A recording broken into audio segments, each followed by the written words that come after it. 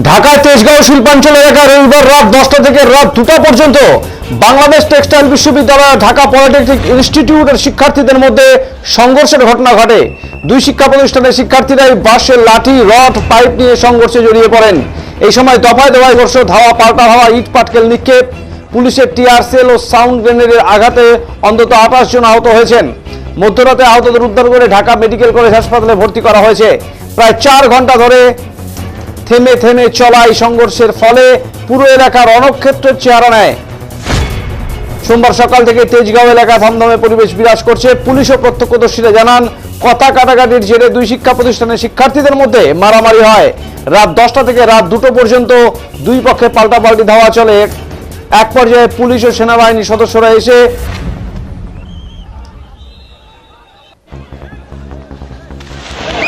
বিটাক মোড়ে পরিস্থিতি নিয়ন্ত্রণে আনার চেষ্টা করেন।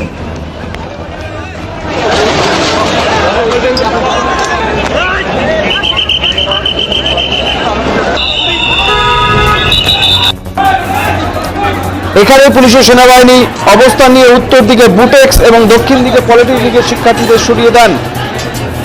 ঘটনাস্থলে পর্যাপ্ত সংখ্যক পুলিশ মোতায়েন করা হয়েছে। এর আগে ঢাকায় রবিবার গোটা দিন ব্যাটারি চালিত রিক্সা চালকদের অবরোধ, ভাঙচুর, শিক্ষার্থীদের আন্দোলন, ভাঙচুর ও সংঘর্ষের ঘটনা ঘটে দিনে রাতে।